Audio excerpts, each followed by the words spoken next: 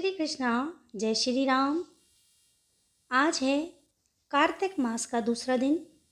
दूसरे दिन प्रातःकाल की कथा सुनेंगे। सबसे पहले सुनेंगे गणेश जी की कहानी। इसके बाद हम सुनेंगे कार्तिक मास के दूसरे दिन की कथा। पहले सुनते हैं गणेश जी की कहानी। एक बुढ़िया थी, वह बहुत गरीब और दृष्टिहीन थी। उसके एक बेटा और बहू थे। वह बुढ़िया सदैव गणेश जी की पूजा किया करती थी। एक दिन गणेश जी प्रकट होकर उस बुढ़िया से बोले, बुढ़िया माँ, तू जो चाहे सो मांग ले। बुढ़िया बोली, मुझसे तो मांगना नहीं आता, कैसे और क्या मांगूं। तब गणेश जी बोले, अपने बेटे बहू से पूछ कर मांग ले। तब बुढ़िया ने अपने बेटे से कहा, गणेश जी कहते हैं तू कुछ भी मांग ले, बता मैं क्या मांगूं। पुत्र ने कहा, माँ तुम धन मांग लो। बहू से पूछा, बहू ने कहा तुम नाती मांग लो। तब बुढ़िया ने सोचा ये तो अपने अपने मतलब की बात कर रहे हैं। अतः उस बुढ़िया ने पड़ोसियों से पूछा। तब एक बूढ़ी पड़ोसन ने कहा, अरे बहन, तू थोड़े दिन ही जिएगी, क्यों तू धन मांगे, क्यों तू नाती मांगे। तू तो अपनी आंखों की रोशनी मांग ले, जिससे तेरी जिंदगी आराम से कट जाए।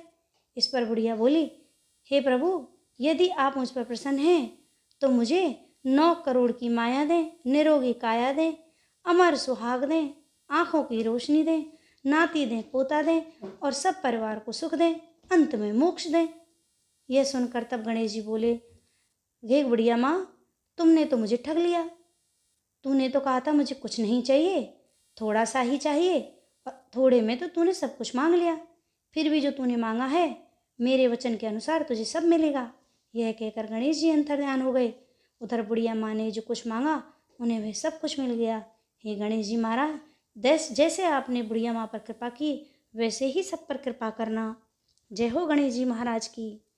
अब हम सुनते हैं कार्तिक मास के दूसरे दिन की कथा। एक समय की बात है, किसी नगर में एक बूढ़ा व्यक्ति रहता था। उसकी 7 बहुएं थीं। एक बार कार्तिक का महीना आया। उसने अपनी बहुओं से कहा, मैं कार्तिक का स्नान करूँगा, क्या तुम इसे निभा दोगी। 7 में से 6 बहुओं ने मना कर दिया, लेकिन बड़ी बहू ने कहा कि मैं निभा दूंगी। बूढ़ा हर रोज सुबह उठता, नदी पर स्नान कराता, गीली धोती को वह बड़ी बहू के आंगन में सुखा देता। जैसे जैसे उस गीली धोती में से पानी की बूंदें जमीन पर गिरती, वैसे ही वे हीरे मोतियों में बदल जाती। धीरे से वह हीरे मोती गिरते देख बाकी 6 बहुओं से रहा नहीं गया। वे बोली कि हम भी बूढ़े को अपने यहाँ नहाने को बोलेंगे। उन्होंने कहा, पिताजी आप कल से हमारे यहाँ कार्तिक नहा लेना। बूढ़े ने कहा, ठीक है, मुझे तो नहाना ही है, मैं तुम्हारे यहाँ नहा लूँगा। बूढ़ा सुबह सवेरे स्नान के लिए आया।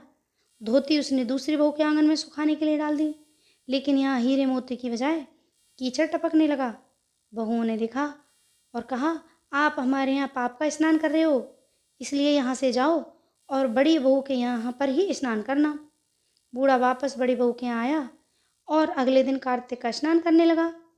स्नान करने के बाद उसने फिर धोती सुखाई तो उसमें से फिर हीरे मोती गिरने लगे। अब कार्तिक का महीना समाप्त होने को था। बूढ़ा चिंता में पड़ गया तो बड़ी बहू ने इसका कारण पूछा।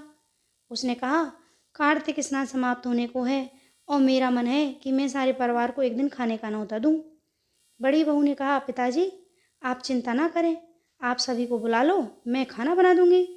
बूढ़ा सभी को निमंत्रण देने गया तो बाकी बहुओं ने कहा, जब तक यह घर पर रहेगी हम घर पर खाना नहीं खाने आएंगे। बूढ़ा फिर से चिंता में घिर गया, ऐसे कैसे होगा, और सूखने लगा। बूढ़े को सूखते देख बड़ी बहू ने कहा, पिताजी अब आपको क्या चिंता है। बूढ़े ने बाकी 6 बहुओं वाली बात बड़ी बहू को बता दी, जिसे सुन वह बोली, पिताजी ठीक है, मैं खाना बना कर रखाऊंगी। और उसने वैसा ही किया। खाना बनाकर रख दिया और अपने लिए 4 रोटी लेकर खेत पर चली गई। इधर 6 बहुओं ने खाना खा लिया, लेकिन जाने से पहले बाकी बच्चे खाने में कंकड़ पत्थर डाल गईं। बड़ी बहू आएगी तो परेशान होगी। इधर खेत में बैठकर बड़ी बहू कहने लगी, राम जी की चिड़िया, राम जी का खेत, चुग लो चिड़िया भर भर पेट। मेरे ससुरे ने घर में जगह दी है और मैंने खेत में। चिड़िया को बाजरा डाल वह घर आई तो बूढ़ा फिर उदास बैठा था। उसने फिर पूछा कि आप उदास क्यों हैं, सब ठीक ठाक से निपट गया ना। वह बोला, हाँ बेटा सब ठीक ठाक से निपट गया, लेकिन तेरी देवरानियाँ बचे हुए खाने में कंकड़ पत्थर और मिट्टी डाल गईं। बहू ने कहा, कोई बात नहीं पिताजी, मैं तो अपने लिए 4 रोटी फिर बना लूँगी। बहू बूढ़े से बात कर घर के भीतर जाकर देखने लगी, लेकिन देखती है जिस खाने में कंकड़ पत्थर डालते हैं उसमें वहाँ हीरे मोती भरे हुए हैं। घर की जगह महल खड़ा है, घर धन दौलत से भर गया है, अन्न के भंडार भरे पड़े हैं।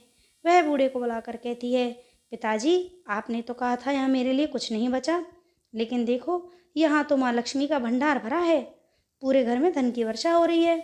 साधारण सा घर भी देखो कितना सुंदर हो गया है। बूढ़ा सब चीज़ें देखकर बोला, बेटी तुमने सच्चे मन से कार्तिक स्नान करना, मेरे लिए सच्चे मन से कार्तिक स्नान निभाया, इसीलिए बाकी बहुओं के मन में पाप था और तुमने एक पुण्य किया, इसीलिए कार्तिक देवता तुम सब प्रसन्न हुए और तुम्हें यह फल दिया। हे कार्तिक देवता, जैसे आपने बड़ी बहू की सुनी वैसे ही सभी की सुनना, सभी पर प्रसन्न होना। जय श्री कृष्णा।